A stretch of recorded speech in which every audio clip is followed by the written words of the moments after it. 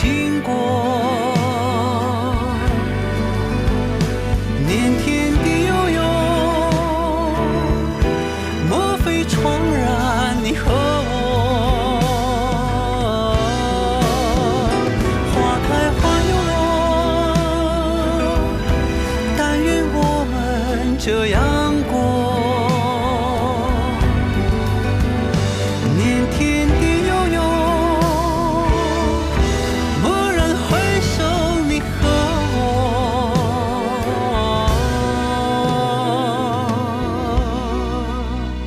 趁现在这天色还算温柔，就让我们一起走。就算那前方的风雪一瞬间就染白我们的头。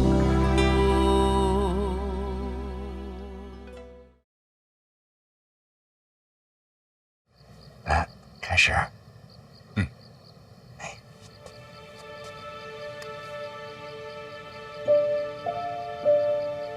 上世宗庙，下继后世，依从古礼，成就契约。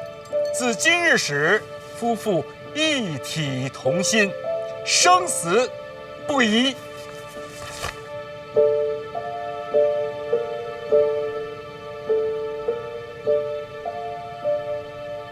新人行礼，一拜天地神庙，此为诸礼之本。拜。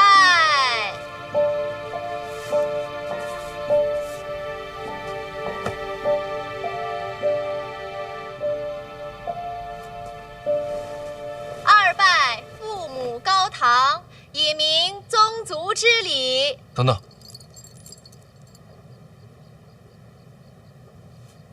姨娘，你坐那儿。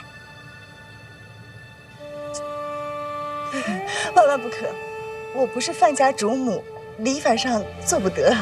礼法不认，我认。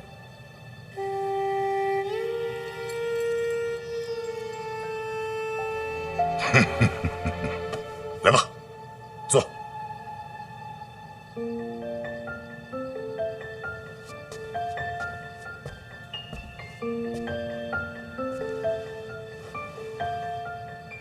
二拜父母高堂，以明宗族之礼，合体同亲。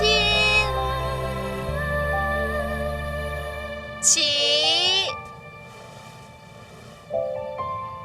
夫妻交拜。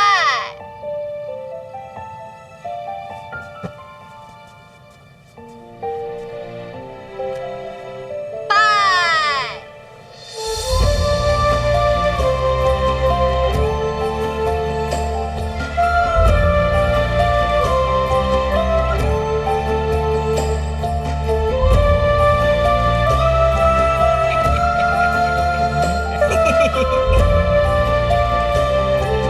起。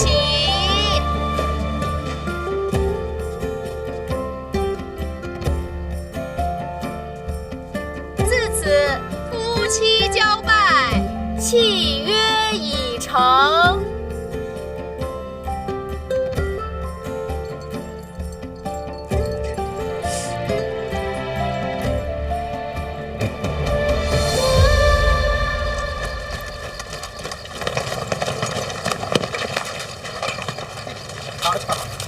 还真不少啊！嘿，跟咱庙会似的。奉天承运皇帝诏曰：范林联姻，家史天成，手书一副，以为铸殿，钦此。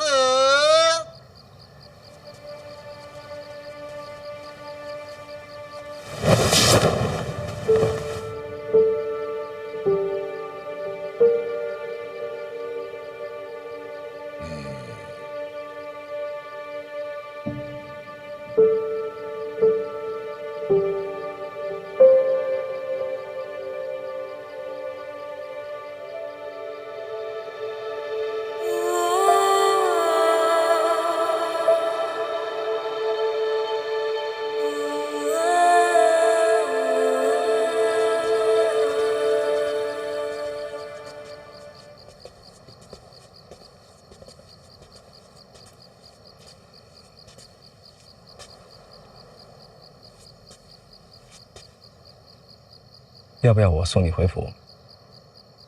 不用，多谢啊。谢什么？林拱的事儿没说出口。我答应过你，不会破坏婚礼，说出去的话，总要算的。总之，谢谢你。婉儿能有今日，真的很不容易。婉儿也是我妹妹。那我走了。啊，一路小心。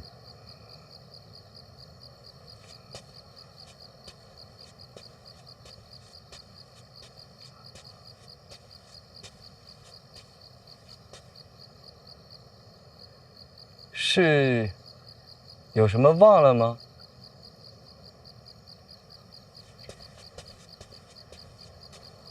你一个人，我还是送你回去吧。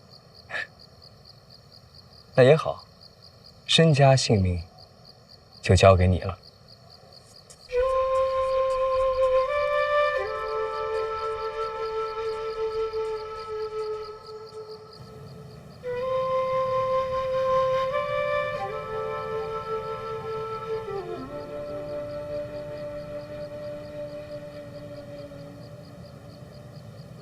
婉儿，哎，你出来，啊，别躲床底下了，都听见了。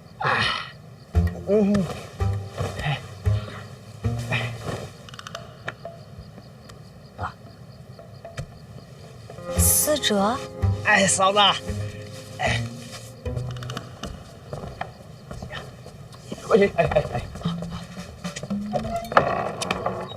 早生贵子，早生贵子。这些个封建陋习，回头我揍他一顿。哦，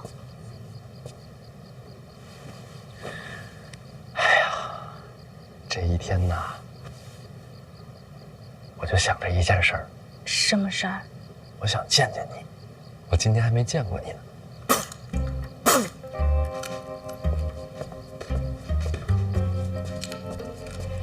谁呀？大宝啊，大宝啊，你回去吧。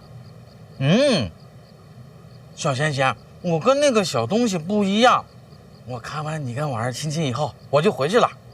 大宝听话，赶紧回屋。当心你的红果被别人偷走了。对呀，那是爹给我的红果呀！小东西，小东西，小东西！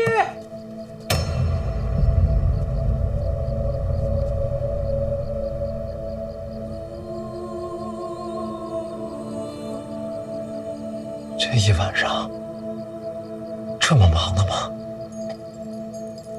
什么？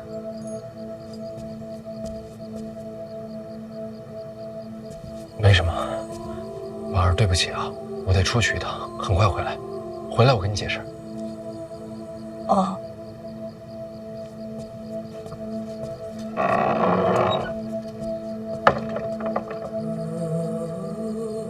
说，这么长时间了，你去哪儿了？和苦荷打了一架。我知道，为了我。除了打架，我还问了一些当年的事。我忘了很多事，我想记起来。苦荷怎么说？小姐的事，她不愿提。我娘来自神庙。神庙？啊，苦荷他们当年一路北上，亲眼见到我娘自神庙而出。说，你说会不会你也是出自神庙？神庙？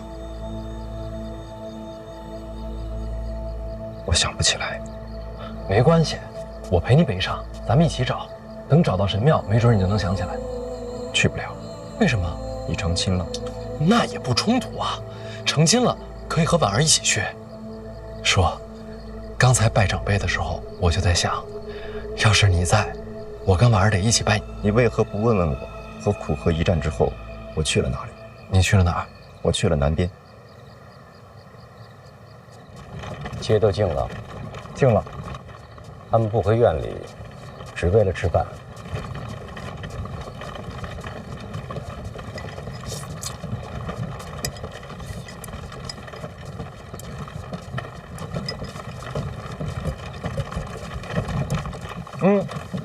院长，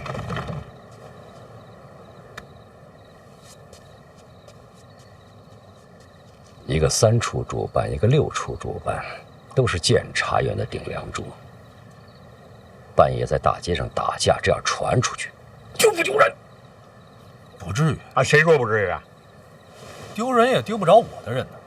我天天蒙着个脸，京都上下监察院内外，哪个知道我的名字？你隐藏身份就是为了打架活得出去是吗？是他先动的手。不是，这个今天什么日子？我徒弟大婚。我知道，你这贼眉鼠眼的，一看就没好事儿。我得拦着他来。哎，你是怎么看出我贼眉鼠眼的？不，就你这姿势就贼眉鼠眼。你吃个馒头，你就把面具摘了，你好好吃。我又不是没见过你的脸，这大街上也没人，你还怕谁看着啊？吃你的面。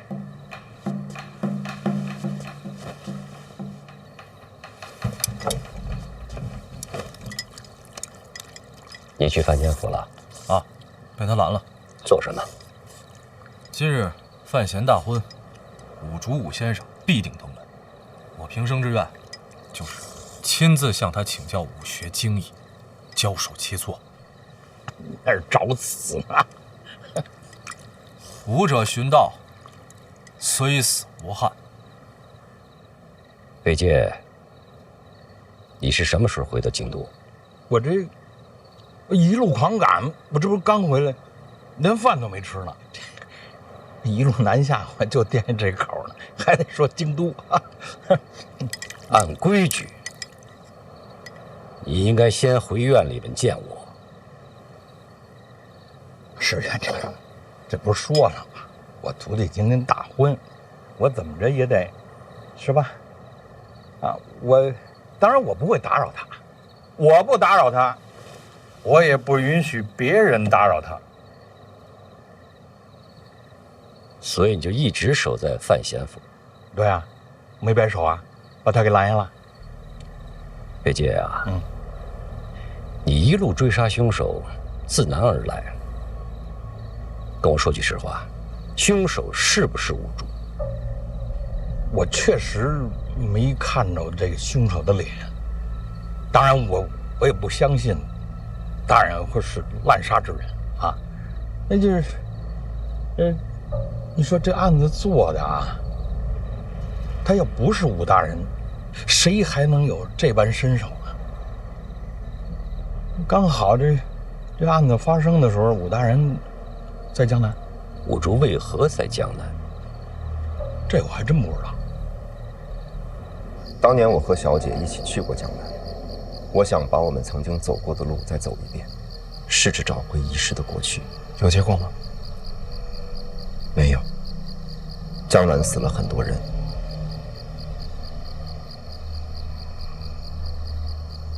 我听说了。我没动手。那就不是你啊。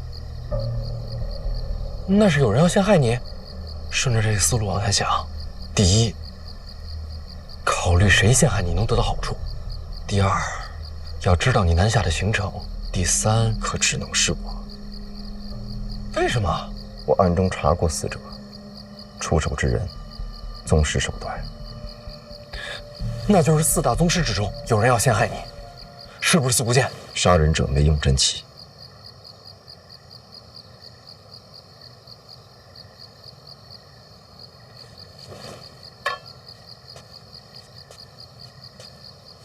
宗师手段，没有真气。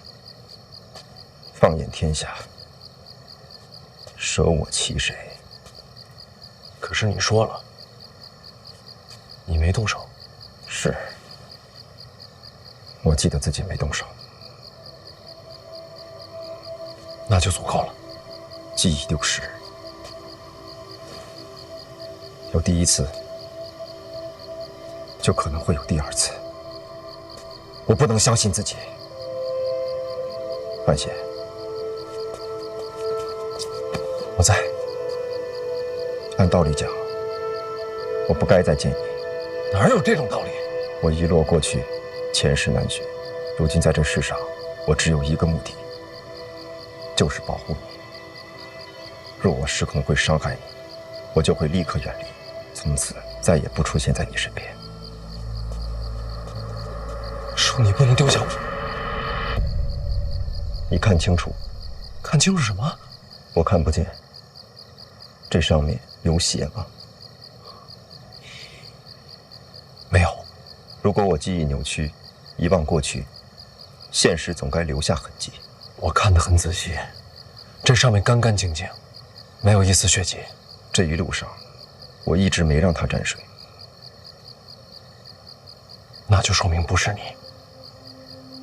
记忆不再可信，现实不再可信，我连自己都不能相信。如今我出现在这里，因为我相信你。说，你永远可以相信我。好。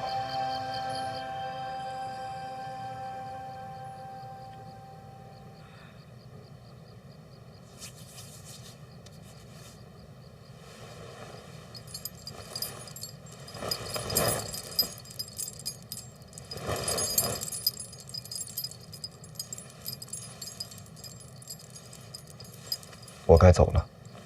去哪儿？你别又跟我玩失踪了。我暂时不离开京都。那咱们说好了。你成亲了，从今以后有自己的家人。你还需要我吗？我永远需要你啊。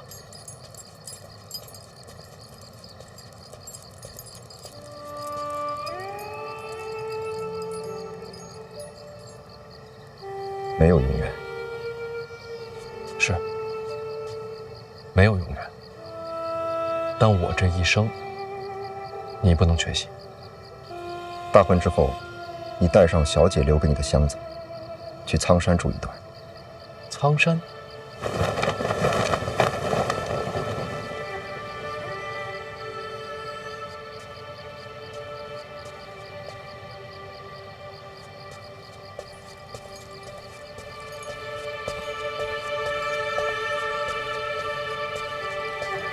那人是谁呀？武周叔，我的长辈。怎么也不进来坐坐？他性格就这么怪。你怎么自己摘了？刚才吓一跳，担心你出事儿。对不起啊，大婚的日子弄得乱糟糟的。咱再来一次。这样也很好。今晚给你的必须最完美。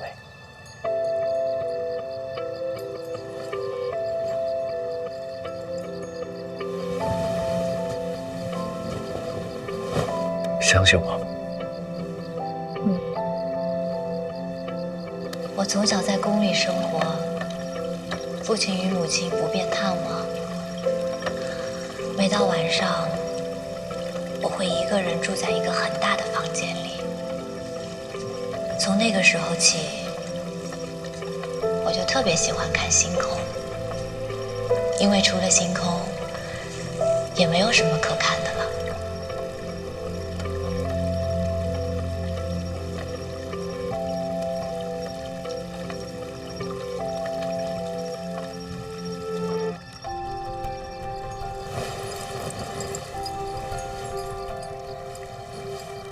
刚才对拜的时候，总觉得差点什么，不完美。为什么？堂上只有我爹和柳姨娘，少了你独有的见证。我爹娘没法来，没事的。可星空一直在啊。你说的话，我都记着。你送我的这片星空，它一直都在。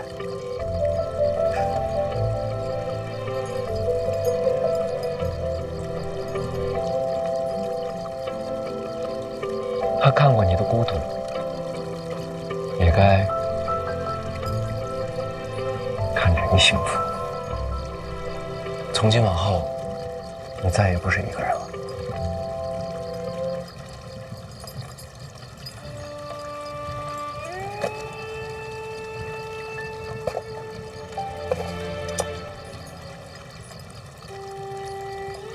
戒指，这是做什么？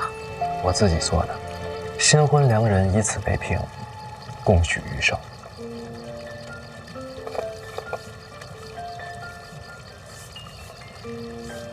这是哪里的说法？我记忆中那个世界。回头，我把我那些记忆都说给你听，好不好？来，赶紧给我戴。对，就无名指。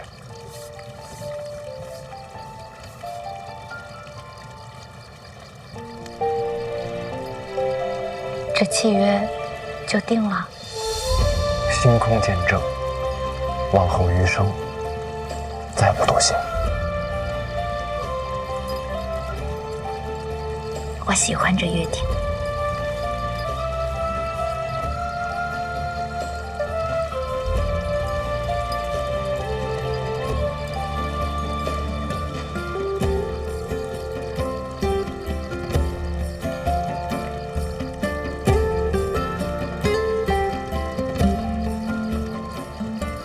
我竹叔是跟你从小一起长大的，从儋州到京都，那应该有很多故事吧？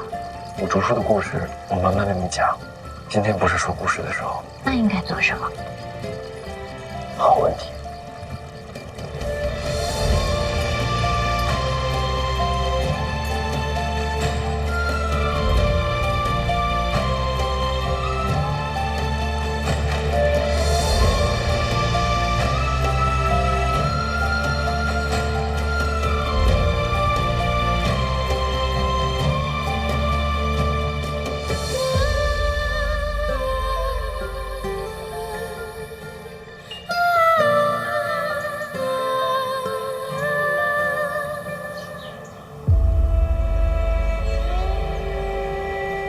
大人，起来啦！来，夫人，来，这边来，这边来。这是干什么呀？坐，大人坐。来，夫人，快坐。怎么了？坐啊！来吧，大家伙儿，来。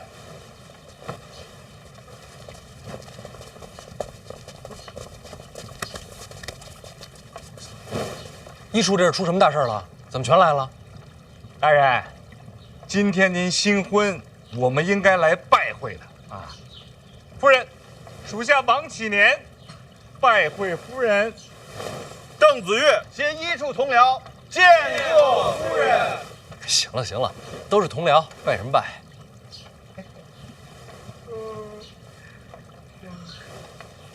哎，这怎么一个个困成这样啊？昨天晚上干嘛去了？大人有所不知，昨天晚上啊，咱这门口太乱了，我呢就把一处的兄弟们都招呼过来，维持一下秩序。大家呢守了一夜。胡闹！监察院又不是私产。老王，罚你半个月俸禄，给兄弟们打赏。不能啊，大人，谢大人，谢王大，谢什么谢？大人，那个兄弟们来维持秩序，他们都是心甘情愿的，不想要什么彩头，想要王大人的彩头。赏钱是应该给的啊，不过不应该由王先生出，应该由我们出。谢夫人，大家辛苦了，都是应该的。不要了，还不行吗？我家相公常跟我说，若只他一己之力，便算是有3头6臂，在京都也不能立足。他有今日，全仰仗诸位。在这里，我替我家相公多谢大家。给夫人回礼了。王先生，使不得，夫人，您叫名字就行，您叫王启年啊。您要高兴的话，您可以叫想年年啊。王先生，我家相公总是提起你，他说王启年知进退，识变通，在京都有您相助，让他收获颇多。大人这是谦虚了啊。真正让他感慨的却不是这个。他说他脾气怪，性子拗，在京都没有几个朋友，但王启年便是其中一个。你二人不是家主门客，也不是上司属下，而是挚友，亦是知音。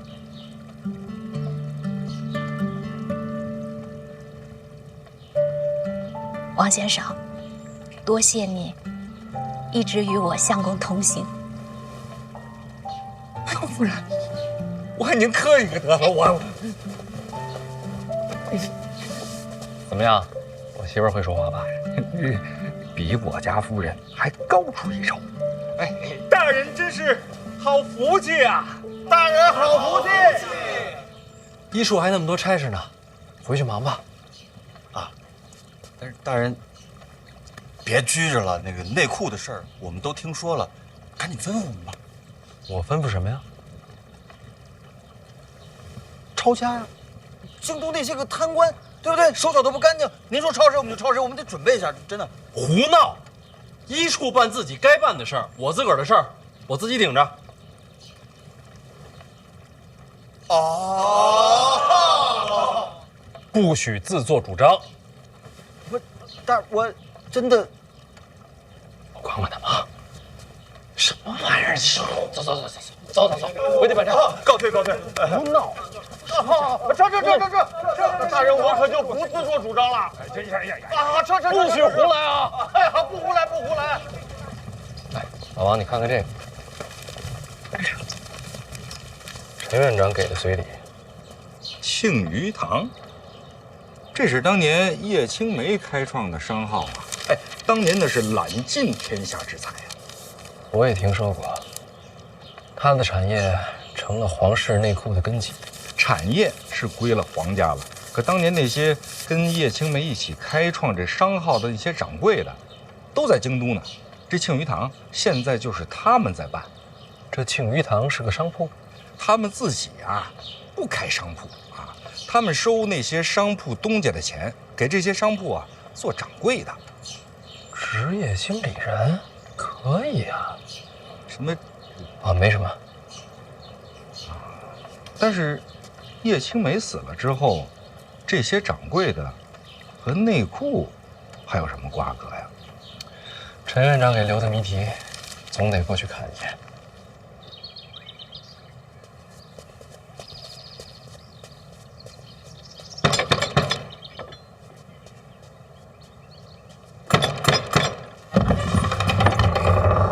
哟，您还亲自来应门了？这位便是庆余堂的大掌柜啊，这位便是监察院提司范闲范大人。请。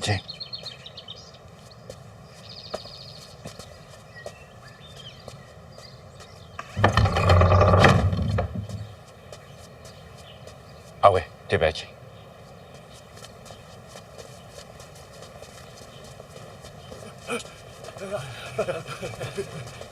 小范大人，小范大人，这些啊，便是庆余堂的掌柜们啊，他们见了大人高兴。他们这是高兴什么呢？啊，这边请。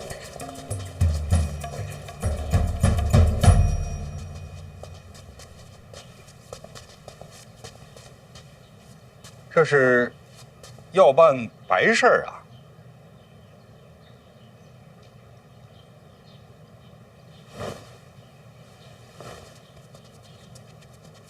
是什么意思？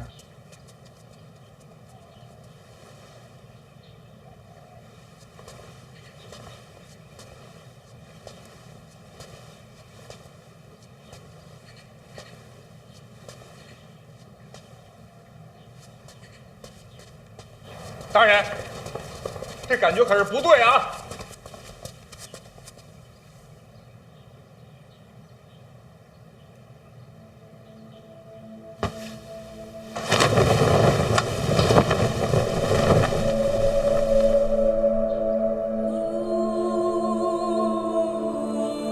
叶青梅。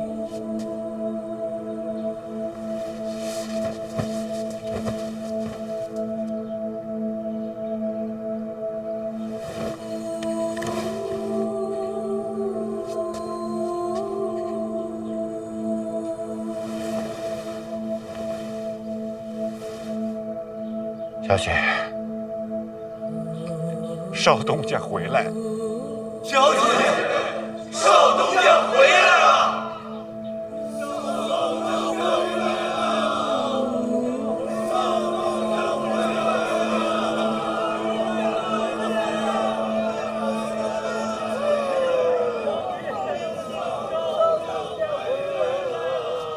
好了好了，我会陪少东家好好聊的。你们在这儿啊，惊着少东家了啊！告辞告辞。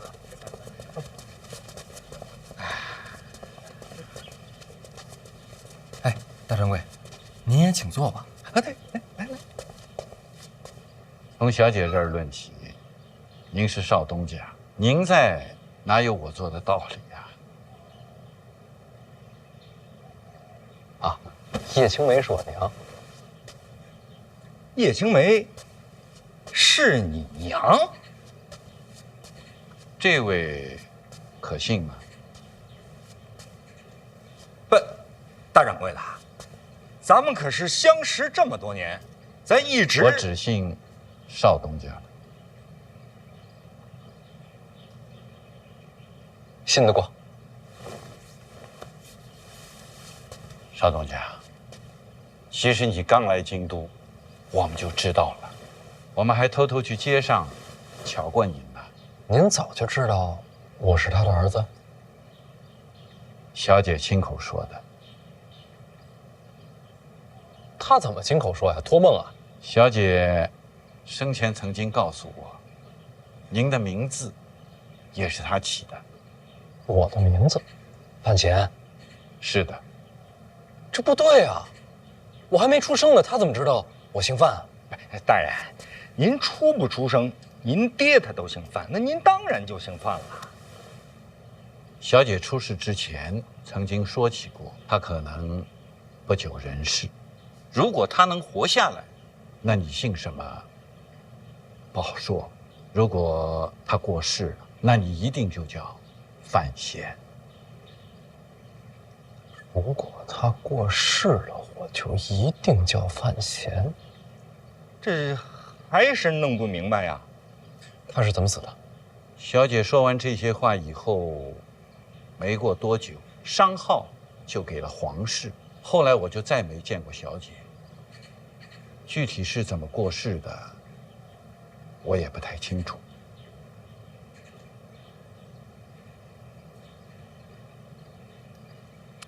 我来京都这么久，您没想着来见我？少东家可能不知道，我们这些人啊，被盯着呢。陛下亲自下过旨，叶家的旧人，一个都不许离开京都。皇室忌惮，忌惮你们，忌惮小姐。尽管小姐已经离开人世这么多年了，可他们还是胆战心惊。就连我们这些曾经帮着做买卖的人，也被暗中盯着。我们不敢来找您，怕给您惹麻烦。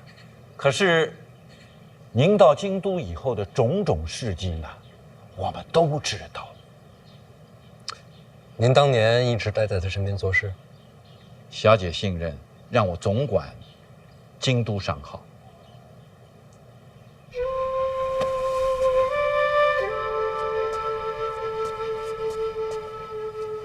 他是个什么样的人啊？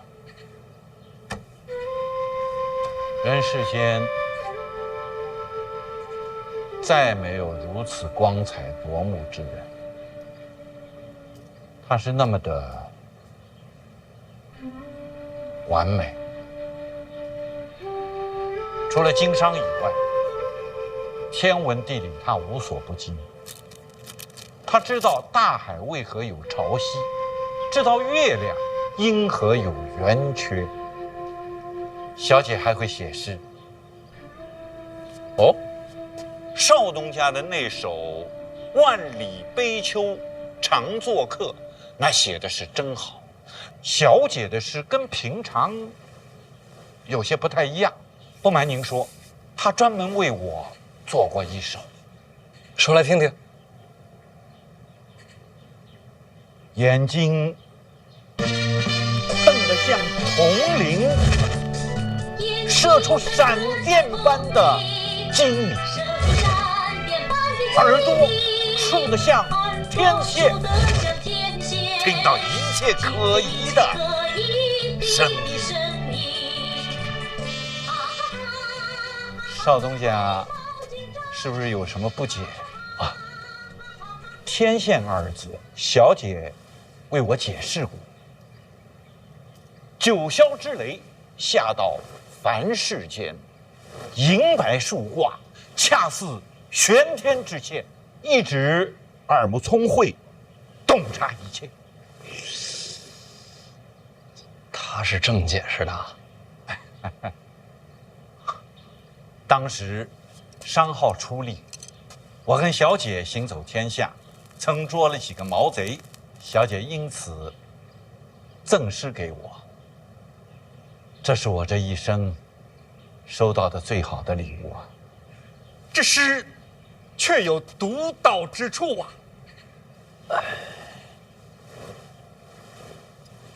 我算是知道他大概是个什么样的人了。大掌柜，这诗不光有词，还有曲子，回头我教您。好。内库的那些亏空，我们早有准备。你们有这么多钱？我们没有钱，京都的商铺有。哪家商铺有？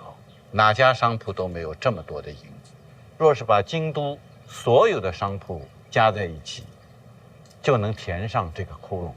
所有商铺？我们这些人在京都各家商铺做掌柜，兢兢业业，从不贪钱。这么些年，总算有些口碑。如今京都但凡有名的商铺，用的都是庆余堂的掌柜。这么说吧，如果那些商铺有什么不可告人的秘密，我们比他们自己还要清楚。你们抓着他们的把柄呢？邵总家，给我们10天时间，一起发力，垒沙成塔，积少成多。我务必让他们凑足这2000万两，作为大婚的贺礼。大人，这可行啊！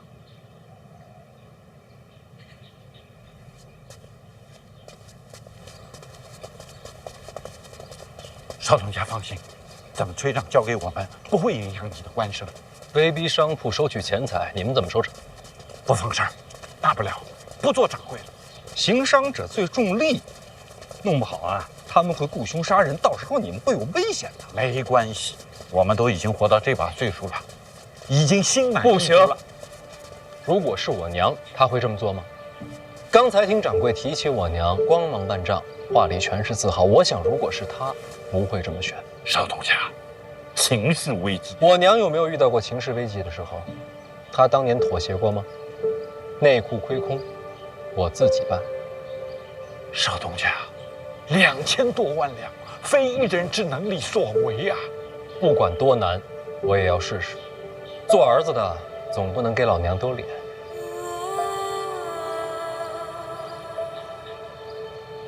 哎，不过确实有事情要麻烦大掌柜，把京都所有商铺东家的名字整理出来，列个名单给我。是。诸位，你们的心意，俺先心领。大掌柜，留步。大人，刚才大掌柜说的那个计策，我是觉得可行的。万一商户们动了杀机，我们可让医处的同僚来保护他们。先把人推下深渊，再拉他上来，性质就变了。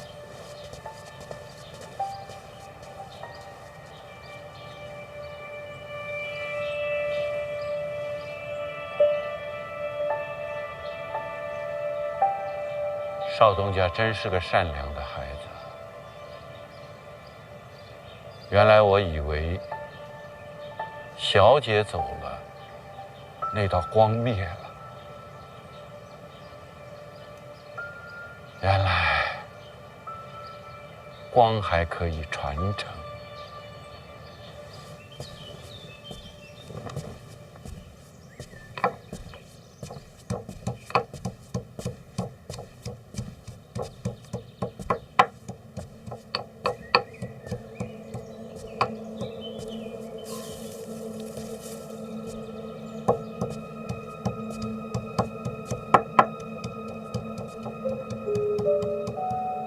站着干嘛呀？当自己家一样坐。姑姑，这就是我家。那你还客气什么？随便坐。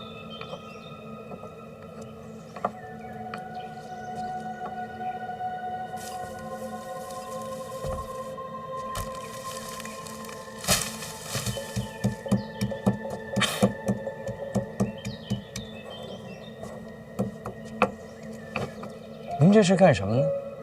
闲着也是闲着，顺便调个胭脂的新色。这些花您一路带来，不是送范闲的吗？人家不要，送你算了。愧不敢当。我是要谢谢你。谢从何来？